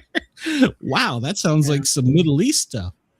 I'm torn to visit because I want to go and see a lot of things, but I really don't like spiders, and I know their spiders get a little big, and so I'm like, I don't know. The snakes that come out of the toilet, the kangaroos that knock on your door. Yeah, so Yeah. I want to be Yeah. on an upper floor so that Right. Australians are very brave. You have my respect. You have all my love and respect. Yes, they are. Everything there is trying to kill you. So. At Right. least from the American point of view. Yeah. I was going to ask, in one of your novels, you feature a Eugene. Was that from The Walking Dead, or was that just coincidence? Eugene. No, Eugene is from my current book that I'm working on, actually. Okay. So the one that I just mentioned is getting through the editorial process right now. I did not get that name from The Walking Dead. I don't know how I got that name. I'm not very creative, so I'm not going to lie to you when it comes to names. I mean, I'm creative with my books, but when it comes to names, I just Google unique boys' names, unique girls' names, unique last names, and I just pick what I think sounds interesting. And I saw the name Eugene, and I'm like, you don't hear that a lot in books. No, so, you don't. So yeah, just like, no, the main character in Immune is Wyatt, and I did get him from Wyatt Earp because that was always a historical figure I've read a lot about and done research over. And I've always just found his life very fascinating. Just the stuff he's gone through, what he did, and his bending of the rules to suit himself. Let's be honest. So you're a history buff as well, or? Depending on the subject. I mean, the Old West, I do little military. World War II, I really enjoy. When I read nonfiction, it's a lot of nautical stuff as well. A lot of like tales of shipwreck, Arctic adventures, like from the turn of the century or the late 1800s. I love those things, like The Wager. I don't know if you ever read that. A lot of great stories of shipwreck, survival, those kind of tales. I really enjoy. I do. When I'm not reading fiction. I didn't realize Key West had such a history. Yeah, they do have quite a history. Yeah. Well, it reminded me when he was talking of, I used to watch, I saw this documentary, and for the life of me, I can't remember the name of it or anything, but they interviewed a general who was kind of in that Area 51. And he was very honest when he said, they were struggling really for a while to figure out a cover-up story. And then he said, the American public just kind of created this whole, well, it must be aliens. That's why they're not keeping anything. He said, we just went with it. He said, he was honest. He said, the American people come up with half of our cover stories and we just roll with it. He says, we don't even have to try. And I'm like, well, at least you're honest about it. That makes sense. Hear that, Brenda? Some of the ideas you come up with are probably going to be real. So it's my daytime co-host. And they're talking about camping and stuff like that right now. Yeah. And the weather and windows going out and camping, and so I let him go over there. They can come back to us. And Brenda's talking about having chicken for dinner. I had a pork chop. That's why I was almost late. I don't want you to think we're not trying to talk about your book. We're fine. Okay, because he should know how we are. We're ADHD. We go off every topic. Yeah, exactly. We do. We get shiny. See a UFO. That's why my shirt says ADHD highway to look, a squirrel. Well, and I'm enjoying the Scream mask. And then is that Stu behind you? Yes, it is. Stu? Okay, and then, Stu from Scream. That's what I was thinking. But above him, I've got Skeet right there. Okay. All right. My friend, Scott Straka drew these. They're really nice. I was just admiring those. I'm like, oh yeah. I had a coworker. She loves horror as well, and she came up to me one day and she's like, "Can I hang this in my office?" And it was a Pennywise portrait, and I'm like, I don't care, but I'd go ask the supervisor. I don't care though. I'm like, as long as you don't meet clients, it's fine. I'm a big horror fanatic. I like the new Scream movie comes out at the end of the month, and I'm ecstatic for it because they're bringing Matthew Lillard back. Yeah, I haven't seen that one yet. Oh yeah.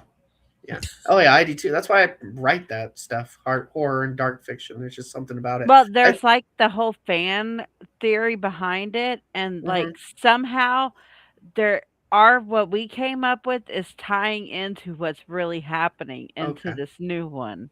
All right. See, we knew it. We told you that's what it was. Right. They just finally decided to go with it. Be like, all right, let's go. Yeah, you're a pretty big fan of horror stuff, aren't you?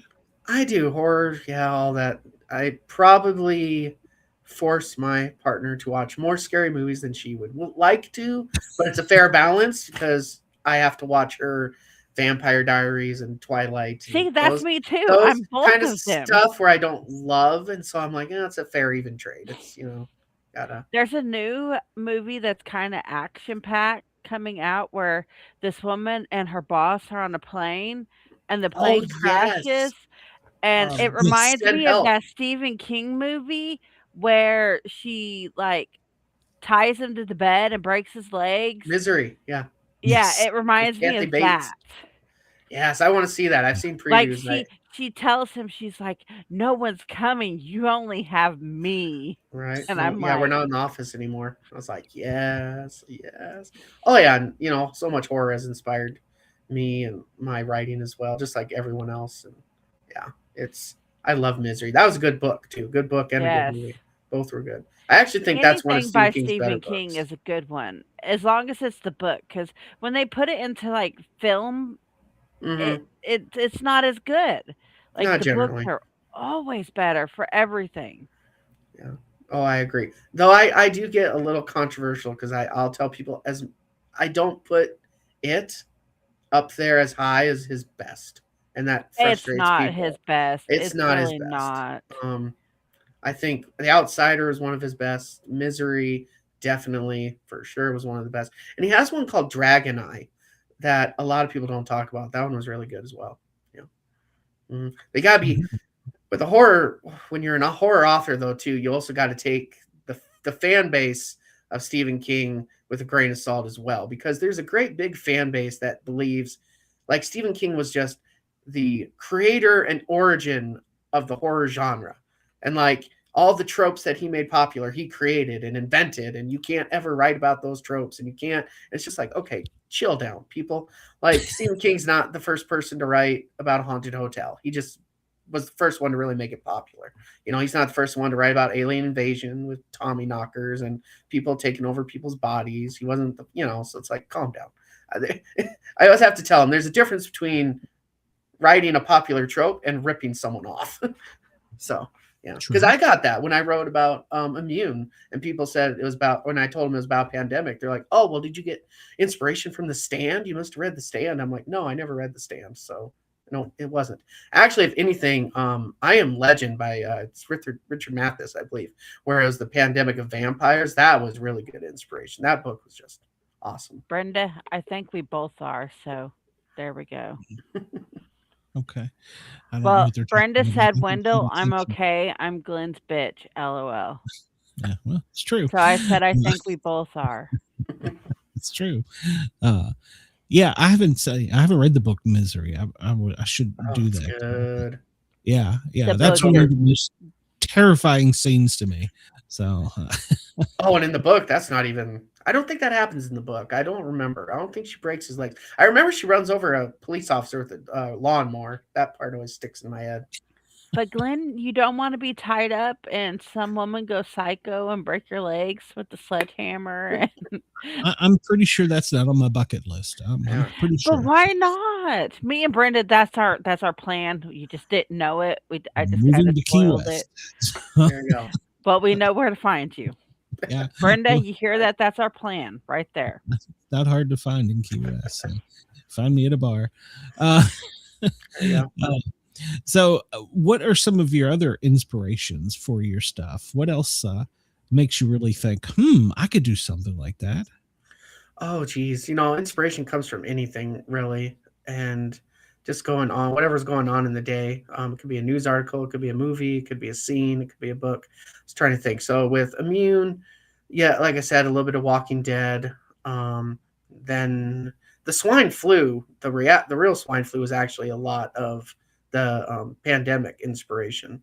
And then let's see, I was trying to think with the Interim, it was based on, originally I wanted to do something like the 12 Days of Christmas. But I was like, but everyone does that. So how could I do a horror version? And I love Halloween. So I was just in there, well, what if you do 12 Days of Halloween? And then I was like, well, that's probably already been kind of done. And then so usually with me, once I have inspiration, I write a scene.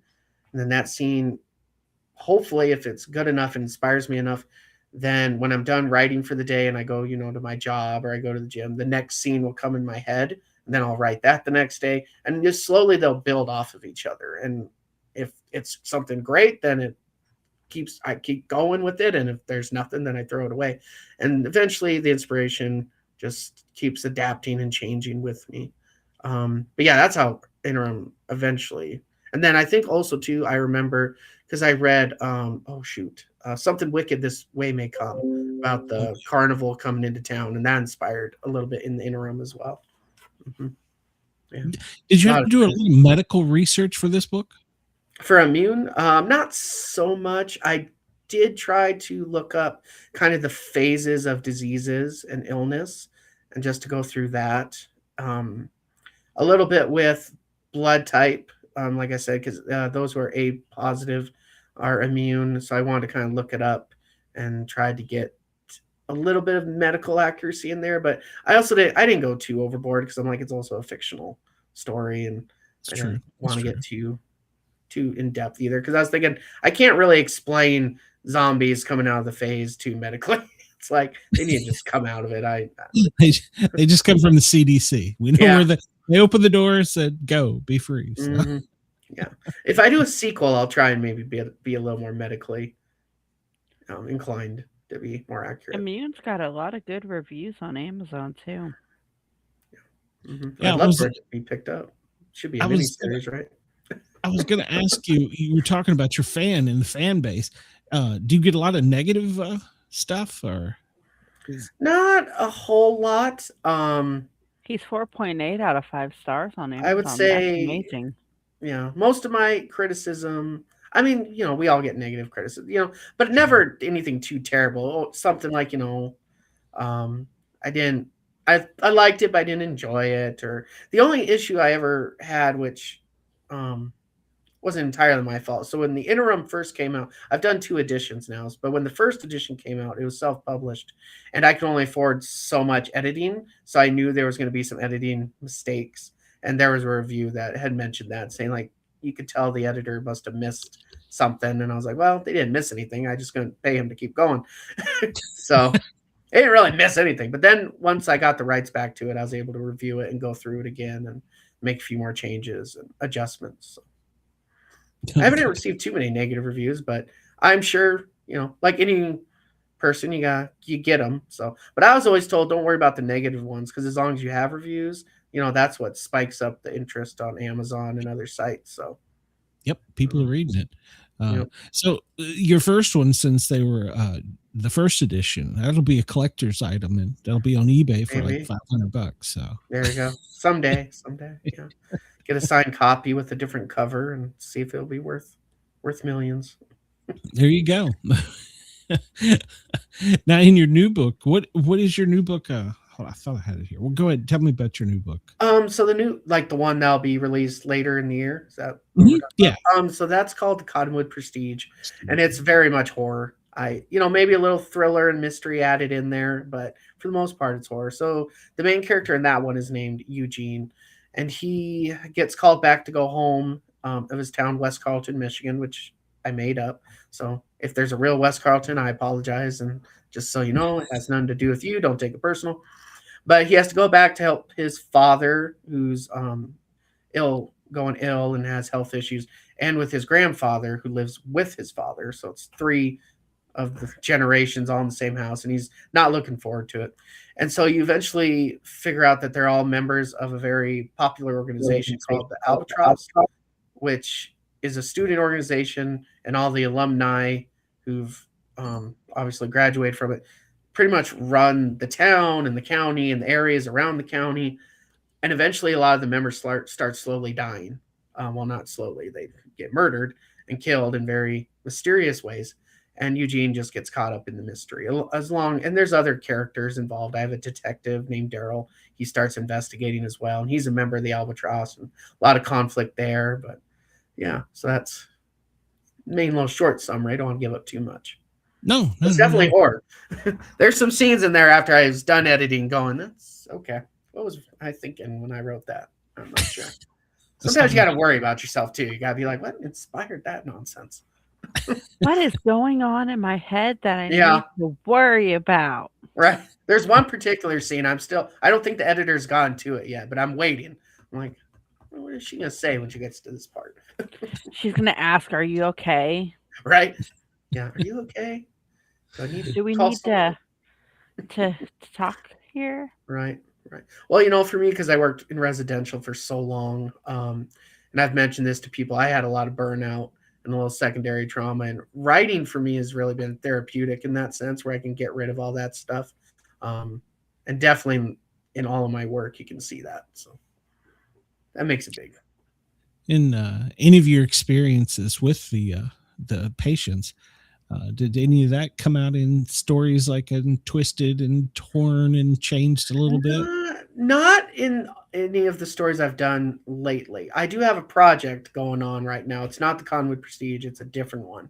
And that is an actual story so I used to always ignore that advice where they say, write what you know. Because I'm like, well, what if I want to write about zombies in a pandemic? Like, I don't know that. So and because I had kind of that secondary trauma and issues going on, I didn't really want to write about the field. But I eventually gave in, and I did write a story about it where I combined and brought in all my knowledge and information, just not from my perspective, but the youth I worked with and other staff members. So I definitely had to come up with a more creative way to change the characters and events and all the stuff going on. So when that book comes out, that'll be the one. I figured, and it's a little long, it's a little big. So I'm working on that, but that's going to be my like stamp on it, where it's like I'm doing it once and I'm never doing it again. So I'm just going to throw everything into it, and yeah. So hopefully, I'm hoping now I'll be ready in a year or so. Might be a little longer than that, but yeah, definitely I've started doing that. I've always tried to keep my books a little tame, just on the off chance, like I said, if former patients were to read them, I didn't want them to be too over the top. So I've always tried to keep them in mind.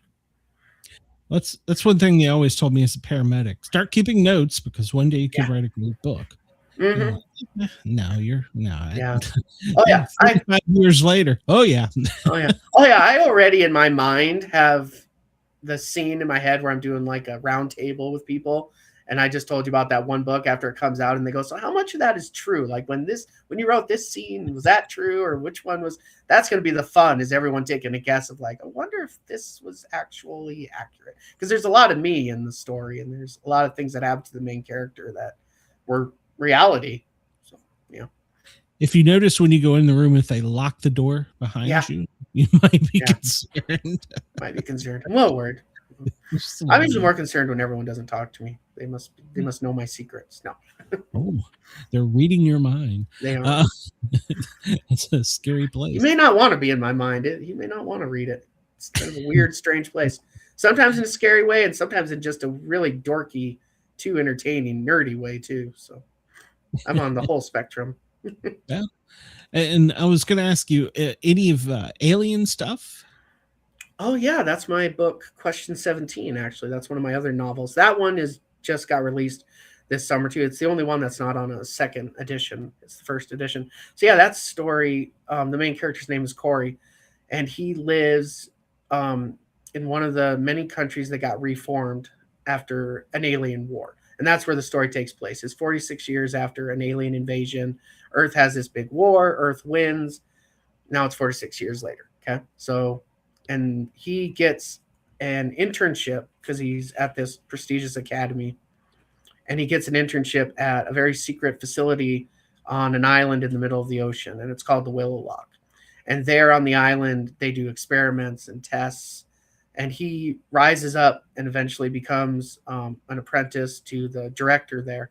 And that's where he discovers like the island was created when the founders at the time of the end of the war, they came up with a list of 27 questions. Like, can we duplicate their technology? Can we cross their DNA? Can we, et cetera, and et cetera. And so the whole island is basically to solve all those questions. And there's only one left, which is question 17. And so he gets involved in that and the causes and the reasons why they have it. And then of course the effects, and he gets in trouble and kind of helps out with it. But yeah, that's all based on aliens and alien invasions. Oh yeah, if you love aliens, that's the story. That's the novel you want. That will be the one for me. That would be the one. It is. I'm not a horror guy. Harley will tell you, I'm not a horror guy. So I'll be reading the horror books. Not yeah. Well, Mythglow isn't too horror either. That one's a little more mystery and historical fiction for that book. That's one of my other novels. That one's centered around World War II, time of Pearl Harbor. So, my son would love that because he's big into like world wars and all that stuff. Yeah. So now that it just popped in my head when you were asking about inspiration earlier, Roosevelt's Secret War. That's a great book because that's the rise of the SOS, who eventually became the CIA. That book inspired me a lot, actually. That with Midglow and Immune, that one did. That was a great novel. I always recommend that one. I'll have to look into that one. I don't recall that one. That was a good book. Still have it. It's on my bookshelf. I could probably find it. So all this stuff with isolationism and dark backgrounds. Yeah. Is you say a little bit of you is in every one. Is that kind of where you were at some point in your life, or is that just a release? Release for the most part. I had a really good childhood for the most part. I mean, I had some family members that now looking back, as an adult, I kind of go, well, that wasn't quite right, but I never felt like I was having a bad childhood, if that makes sense. So most of it's from more experience. I mean, I did have some troubles in my 20s that I had to get through and conquer, and so there a little bit of that comes into my stories. But yeah, a little bit of both, I would say, me and other people, and then just stuff I've read. We all other have that characters. crazy Uncle Larry or Wendell. Oh yeah, There's I had always. many. It was pretty much crazy family. Everyone. Yeah. Well, are you originally from the Dakotas? Yes, born and raised South Dakota. Never. Okay. Yep, born and raised here in the Black Hills. Yep, I've lived in other towns for short periods of times, but for the most part, yeah, love it. Is there any, Very pretty. Yep. Is there any cryptid activity or alien activity around that area? I don't know about cryptic or alien. There's definitely more hauntings. There's a lot of ghost stories. So like Deadwood, we have right next to us. So there's the Bullock Hotel, a few other hotels that have been claimed to be haunted. And then we have a few cemeteries in the area claimed to be haunted as well. But I'd say there's more of that stuff than aliens. If there are aliens, I'm not sure. We don't have any Bigfoot sightings or anything like that. A lot of legends from Native American groups. We have, excuse me. Yeah, a lot of their legends, a lot of stories. I'm trying to remember. There's this really cool story. I'll have to look it up about a hill that was a battlefield, and the Native Americans wouldn't go near it because it was just a haunted space, and they wouldn't even touch it. I can't remember now for the life of me, but during the exploration phase of our country's history, there was a lot of folklore come out of that area, wasn't it? Oh yeah, absolutely. Black Hills has so many stories. Well, it's a very sacred area for the Lakota Sioux. That's our indigenous tribes around here, and they had it for a long time, and then the government, they signed a treaty for them, and that we wouldn't explore it or do anything, and then of course they discovered gold, and the army tried to keep white people out of it as long as they could, but then eventually just gave up, and we kind of just took over the land, and that bitterness is still there around the area.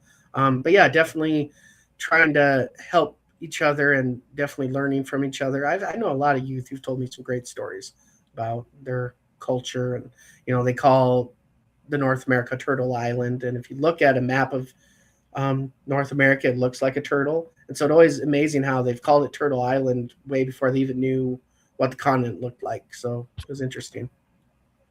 I've never put that together. Yeah. You just said that. I've never put that together. Okay. Yeah. Well, hopefully you won't have an alien experience now that you've said, no, nothing here. Well, maybe I do. I don't know. I kind of like it. It might be interesting. It might be fun. Depending on how. I don't want him to I don't want to wake up in the middle of the night and staring down over me. Yeah. Don't take the probing. Yeah, don't do the probing. Say no to the probe. Right. Though, have you ever seen Paul? I love that movie. The movie Paul, if anyone's ever seen it. I love that line where he goes, "Are you going to probe me?" And he goes, "Why does everyone always assume that? What am I doing? Am I harvesting farts? What am I going to learn from an ass?" Like, I love that part. That was just That's like the first South Park episode where where Cartman gets the big anal probe, thing out of his butt. Yeah, that was great.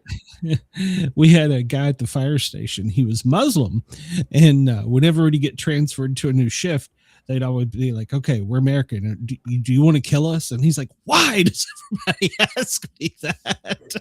Yeah. So yeah, get it. Yeah, it might be fun to have aliens though. Yeah. Well, it sure depends. there are. If there's probably, like everything else, there's probably good ones and bad ones. So. Oh yeah. Mm-hmm. Well, there has to be. The universe is too big. You just can't say there's nothing because it's just too big. Well, I mean, we thought we knew everything, and this stupid comet comes by, and we realize we don't know anything. We can't even get a good picture of it. Yeah. Okay. So, well, maybe the military can, but not us little people. So, yeah, and they were like, we don't know where it comes from. We don't know where it's going, and we can't really tell you what it looks like. So, yeah. Thanks. That's my tax-paying dollars. So, well, now the way the world is, they would probably land, and we'd videotape it, and everyone would just say it's AI, and then the aliens would get bored and leave, probably. Yes. No, I told you, it's like in The Simpsons. The aliens are above us and watching everything we're doing and just laughing at us because we're all a bunch of idiots. Mm-hmm. Yeah, we're just a show for them, and they're just like, yeah, next episode of Earth. That's what when we go camping, that's actually what we always say, because the best experiences as far as Bigfoot are usually in base camp. And because I'm the communications officer and paramedic, that's where I usually am. And so I've had some of the best experiences. And one of the researchers was saying, he goes, we're out here, we're their cable TV. They don't have anything else. So they want to come see what they can do to us. Right. It's true. That's some of my best experiences. Absolutely. In any of your books, I meant to ask you this last time. Have you incorporated any emergency services, firefighters, paramedics, cops, anything? Oh, geez. Let me think here now for a moment. Let's see. I know in Immune, I probably do. I have some few scenes with cops. I was trying to think. Well, with Eugene, or not Eugene, sorry. In my next novel, Conwood Prestige, there's Daryl the detective. That's the first time I've really tried the detective angle and actually tried to get into that, which was good and inspiring and interesting. I had to do a little research for that one and get a little insight on dialogue, because it's like, everyone sounds Midwestern. If I am not careful enough, I got to make sure the dialogue is good.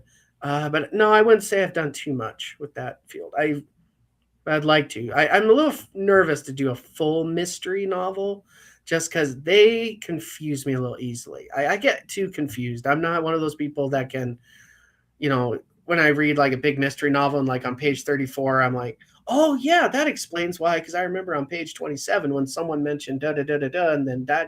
I can't. I'm not one of those people. My brain doesn't work that way.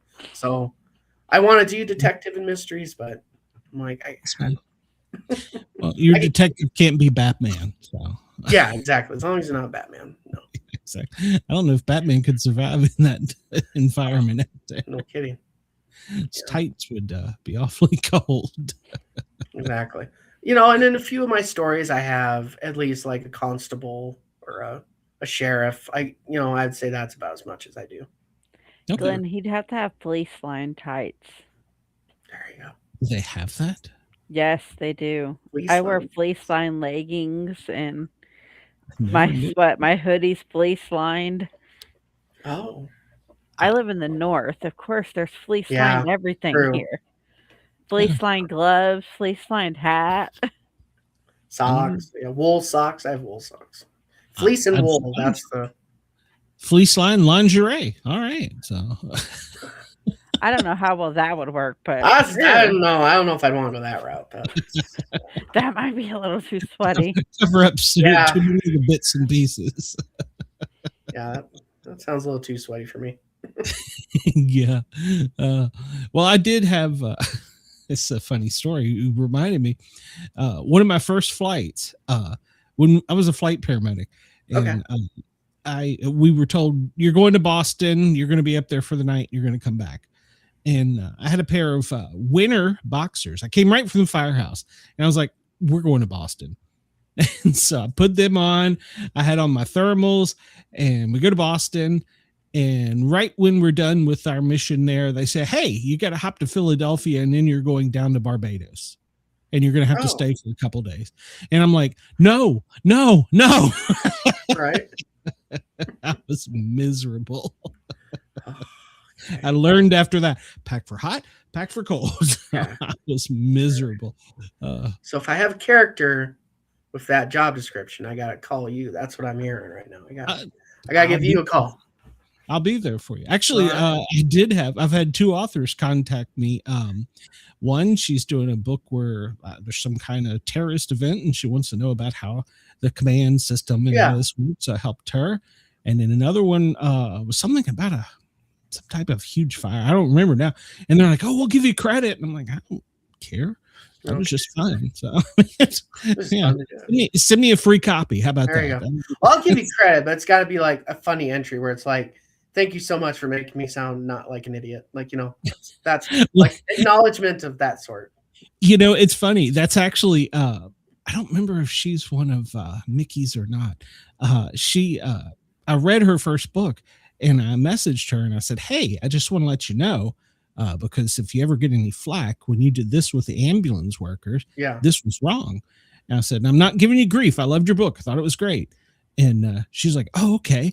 And so she was one that called me, and then she told me like 2 of her friends to call me. And it was just, I wasn't trying to be mean, but I'm like, somebody's going to catch this one. So. Right. Yeah. Well, it's good to know those things. Yeah, absolutely. I guess. Someone will catch it. Well, that's the thing. And you're never going to please everybody. So. No, you're not. You're never going to make everyone happy. So. Yeah. No. You never know. Well, it's interesting when I read reviews. I usually don't read a lot of reviews if I buy a book, because usually I don't want to read long. Some people write too long of a review where they summarize like every chapter and I'm like, I already read the back of the book description. It hooked me in. I don't need to know the rest. But even still, yeah, someone might hate a book, and it might be for a reason I'm not going to hate a book. Someone might love it for reasons I might not love it. So yeah, you got to take everything with a grain of salt. Yeah, and even still, they're not accurate. I bought a story one time because all the reviews said, "Oh, the best thriller, the greatest," da da da. And then I read it, and I'm like, "This isn't a thriller at all. There's nothing literally happened in the whole book. There was like 2 crises, and 3 pages later, it was solved, and there was nothing. It was like, this isn't a thriller. I'm like, nothing's happening." I had that happen with this series that I read. It was like 12 books, and it was supposed to have been like the best dirty smut book series there was, and there was very little of any of it. And I'm like, I listened to 12 books for this, right? Hey, I read everything, and you already know that. I pretty much read every. Yeah, your books are going to be in my library here very soon, and I will be reading them. I read every author who comes on our podcast. I read their books. Yeah, my partner would love it if I wrote a little more dark, slutty, more smutty kind of stuff. I just this may sound horrible, okay? I found the best ones are written by males. Really? Okay. Seriously, completely. Like, I've read some that were written by female. I've only read one set that was written by a female that I absolutely have listened to over and over. Mm-hmm. But the rest of them that are like that have been written by males. Really? Okay. It's good to know. That's a genre. Actually, oh, it is. That's a big genre. It's not just a genre; it's a whole lifestyle. Like, it's all over TikTok. They've made music about it. Oh yeah, it's the most popular genre right now. Like, there's a whole category of TikTok about that. Oh yeah, I'm apparently behind. I did not know that. Like, they make like there's songwriters making songs about these books. Wow. Well, I do know. I interviewed an author once, and she was telling me that you could tell in a sex scene if it was written by a man or a woman. And I was like, I don't understand how. You can, though. You can. Because with like the females who write these books, they're not as dark and smutty as they need to be for these books. Oh. Like, with their male characters, they're a little soft. All right. Soft is not right notes. Take this down. And soft's not soft's not a term that you want with dark smut. Gotcha. Seth, you didn't realize we would take you down this highway, did you? Oh, that's fine, because I get told all the time I should get into that field too. So I always get told. You would make a lot of money from that field. I'm serious. I know. I don't know why I'm hesitant. I think it's because I have my grandma. If you knew my grandma, I think that's why you write under an alias when it comes. That's what to someone else mentioned that too. I should write with an alias. I have my favorite female author. She does not write under her name because she knows she doesn't want her family to know that she writes this type of books. Right. And her books are amazing. She's the only female author that I love her dark smut. Okay. Well, and I think I also worry too, just because of the client, ex-clients and other people I've known, and just the that's field why I've you do it under an alias. I know. I thought of that. I've been told that too, right? By an alias. Yeah, that's and I've been surprised by guest with an alias. So, but that's a whole nother story. She wrote paranormal porn, and she thought that's what I invited her on the show for. Hey, I'd read it. I would absolutely read it. It wasn't. I was like, what? That's a thing? There are so many categories in that field right there. Mm-hmm. Yeah. Well, is there a genre you really want to, besides for this, dip your toe? Probably. Dip your toe in, just your toe, nothing else. Oh, geez. Well, like I'd mentioned before, a mystery, a crime mystery of some sort, or some sort of psychological thriller. Definitely, I would love to try. I really would also like to do an Old West. It's kind of a Western. I've yet to really. I've always started some, and then they would just kind of fizzle out after a few thousand words, and I just didn't have any inspiration to keep going, so I would just let them go. Definitely that Western mystery genres, and then the romantic, whatever we want to call it, the paranormal smutty. When you, like you said, you'll write something, then you just like put it aside. Do you keep it for later, or is it? It depends. Sometimes I do, sometimes I don't. It just, like I said, if it's something where I'm like, I could maybe come back to it, then I will. I have a folder that's full of them. You could do a horror dark smut. Oh, absolutely. Absolutely. Because like that whole ghost face thing, it's huge. And the mask, it's huge. Yeah. Oh yeah, I see TikTok videos all the time on that kind of stuff. Like the murderer comes to my house and he thinks I'm going to scream, and then they pretend to be sexy or something. It's like, okay. Well, that's like the last book that I just finished. The girl was looking at thirst traps of a guy with ghost face on, and yes, yes, thirst. Yeah, thank you. I just heard of that too. Like in the last few months, I had not heard of that ever. It's guys who have like no shirts on with the ghost face mask and. Okay. Thirst trapped is basically, from what I'm hearing, is it's you dress provocative as a way to seduce for attention. Which, when I was a kid, it was just called attention seeking and flirty behavior or whatever. We got to change the name of everything. Everything doesn't get reinvented. It just gets renamed. That's what we do now. I just covered a news article about that today in my daily news show. The nurse that was encouraging people to like stick people with needles and stuff, if you didn't agree with them, posted somewhere, all hot chicks make thirst traps to attract people, and then when you get them there, poison their drinks. I was like, what? Yeah, jeez. So what is the world coming to? Oh yeah. Seth, have you had any more paranormal experiences or anything since we last chatted? Oh, not really, though. I had thought of a story. I didn't know if I told you. Now, because I think when I was on here last, I told you about my house growing up as a child. It was haunted, and there are a few stories. And I don't know if I told you about my sister's story, where I don't know, I don't remember how old I was, but I remember sleeping, and all of a sudden my sister screamed in the middle of the night. And of course we're all like, what the heck? And so we checked in on her and she was fine. Well, she didn't say anything. So then the next morning we asked her, we said, hey, what was your screaming about? And she goes, oh, that ghost lady just visited me. And we're like, well, what do you mean? Well, my sister had this huge vanity and a big mirror. And she said when she woke up, the ghost was just sitting there brushing her hair in front of the mirror. And then like she turned and like looked at her and just kind of smiled. And she said, that's when I screamed. And I was like, that's when I realized she wasn't going to hurt me. She was just brushing her hair. And it's like, okay. That's interesting. Was she in the mirror or was she on this? No, side? she was sitting on the bench in front of the vanity looking at the mirror. Yeah. Creepy. I forgot about that. I was like, oh, I didn't tell that story. Yeah. That's creepy. No. I haven't had too many paranormal events. The only one I would say that comes close is I read a book on a haunting South Dakota. I forget what the title was, but basically all the hauntings and ghost stories of South Dakota. And I didn't mind it, but I was a little disappointed because they were missing a lot of like major ones, like the Bullock Hotel, which was so popular. There was an Unsolved Mysteries episode about it. I'm like, how do you not have that one? I actually stayed in that hotel, and it was kind of creepy.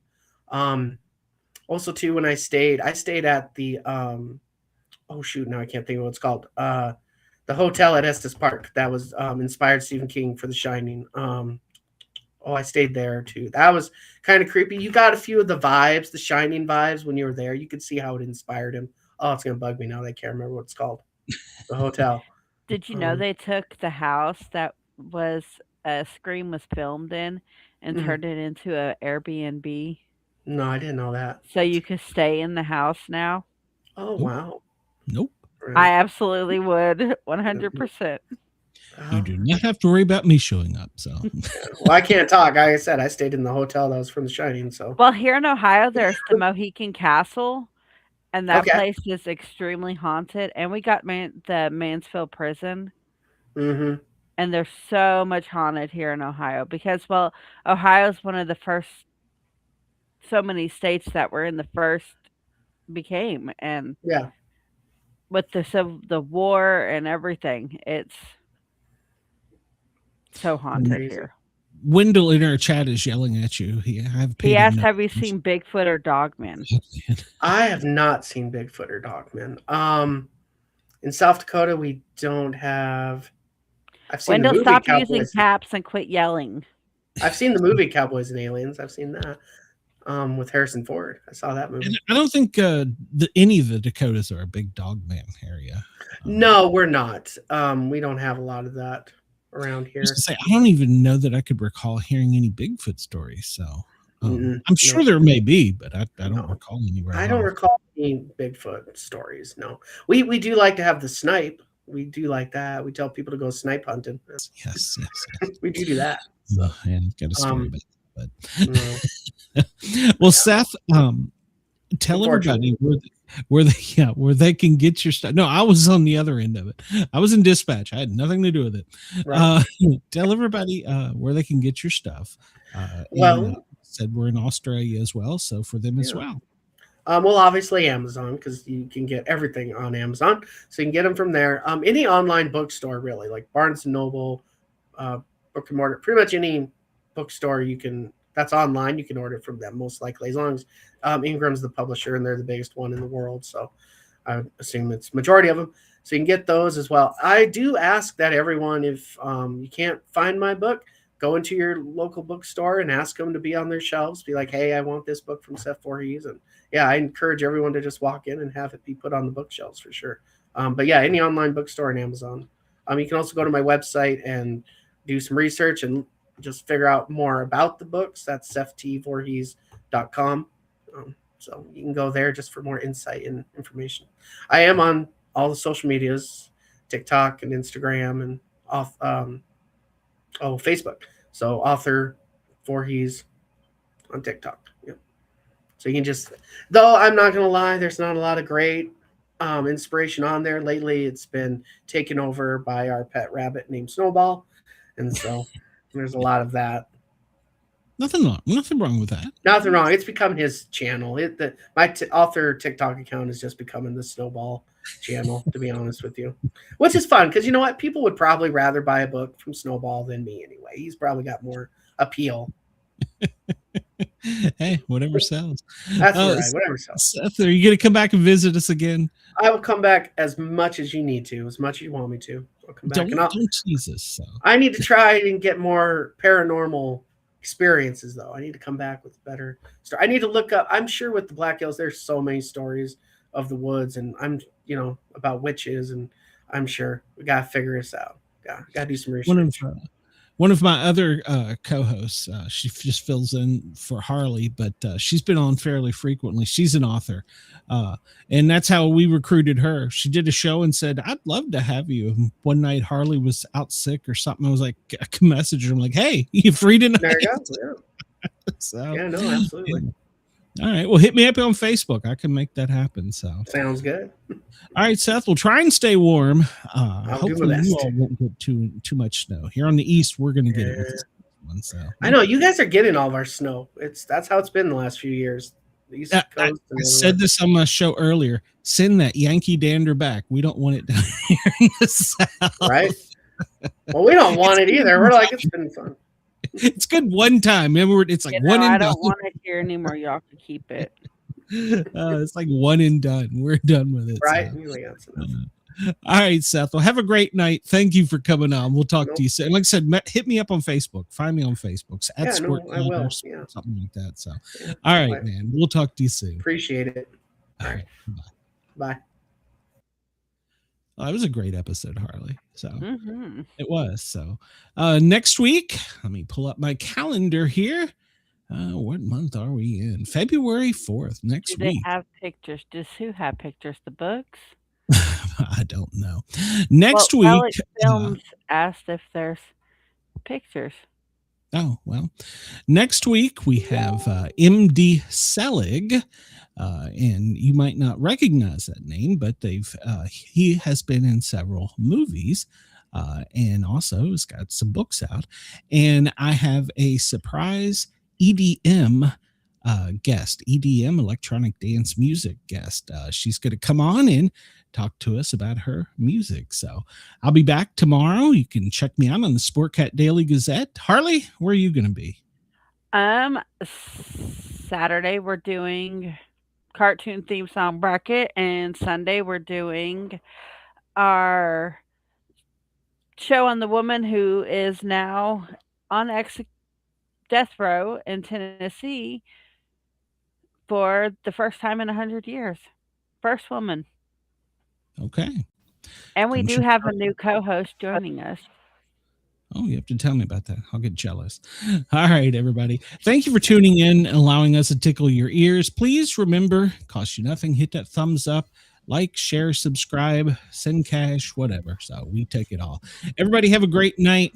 We will see you next Wednesday, or we'll see you tomorrow on the Sportcat Daily Gazette.